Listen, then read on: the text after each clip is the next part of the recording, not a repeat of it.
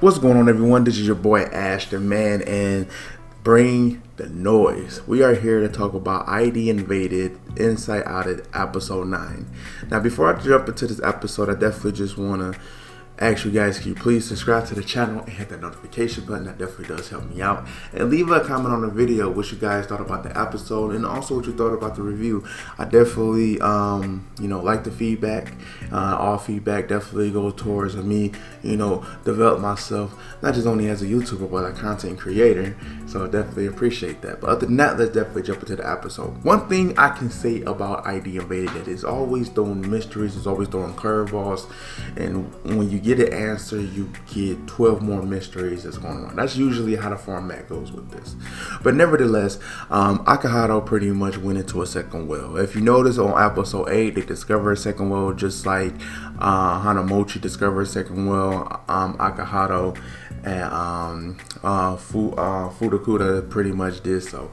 So what they did, that Akihito pretty much died into it, and he awoken on the day that Muku pretty much was going to get murdered. Now, the crazy thing is that he was able to retain all his memories and his real life knowledge of everything that happened on that day. So he wasted no time in taking out the challenger and then going to go rescue a girl called Kiki Asuka.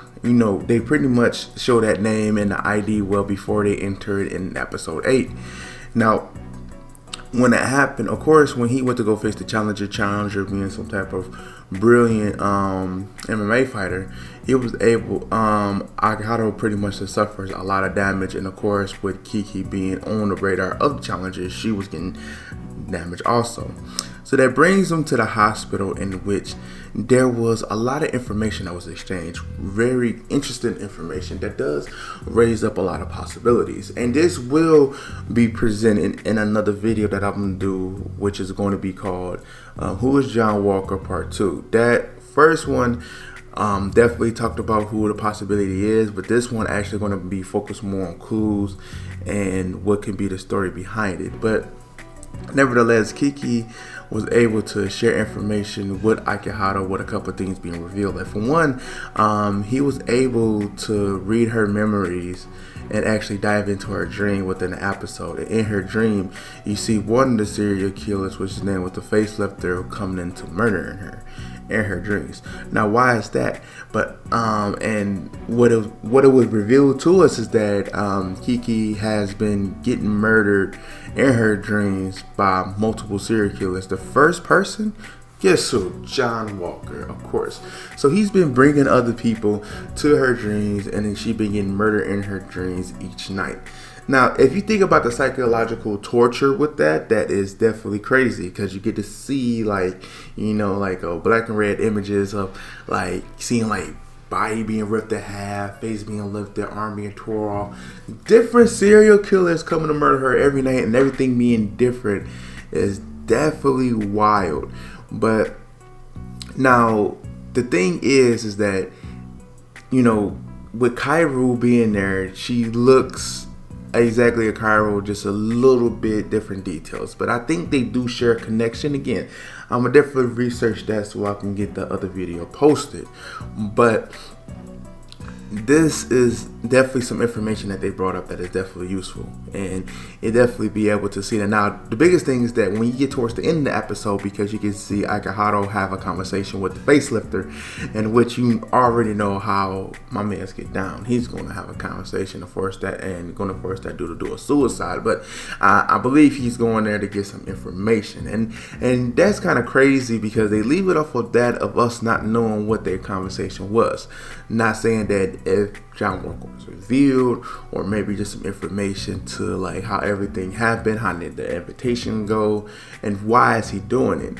There's a lot of possibilities that go on here, but one thing we can say is that Kiki does have a center point in this. She has a center point in why these investigations go on, and maybe she could be the source of the supply of how the ID well works. Because if you think about it, and I'm gonna just touch on this a little bit. If you think about it, Kaoru is always being present in there. Kaoru holds no ties to Akihiro, Horomochi, and Fukuda. So those three don't have anything to do with it. But there's one question, is that if he's been inviting people, has Fukuda been invited by John Walker to appear up and murder Kiki? Is that the case? We don't know. I'm pretty sure they're going to touch on it next episode, because that's definitely a big clue, especially if he only has 10 minutes to be there. And the perception, dreams, and stuff like that could be different. So this is only right there to play a whole episode out for it. But it definitely does, raises some things on John Walker. And then they kind of do a little bit more reveal of John Walker. Kind of like you get to see like more of a constructive face and a constructive figure. Not saying that they reveal who he is, but you just see a little bit more that raises more clues. And I'm not who I'm the head of their whole investigation may just be the person for John Walker. In my opinion, that's my number one person who I think it is. But nevertheless, now this is the thing too. We don't know what Hanamochi is experiencing in her diving into a second well. We just know that she can't get out, and that's what the whole purpose of Sakaido and Fuda going in there to try to see if they can retrieve her or find some clues in where the location of her psyche is at. So yeah, so Inside Out, it definitely adds another crazy. Now I know I said this before, but this episode probably is going to replace the previous episode as being my favorite episode, because it just holds more into who is Kaoru and Kiki. What's the connection? The connection is to feel the ID well so that they can be able to perform these things, or is it more of a bigger picture? That's the kind of thing that this episode added, and I think is a well good one. But other than that, again, thank you guys for definitely tuning in. Again, don't forget to hit that subscribe button, notification button, and leave a comment below. Don't be no stranger. Let me know what you guys think about the episode. Inside Out definitely plays the part, and I definitely want to get you guys feedback on that. Other than that, I am off. I will be streaming later some more Neo, because I definitely want to get it done before Neo 2 comes out. But other than that, your boy is out. Peace.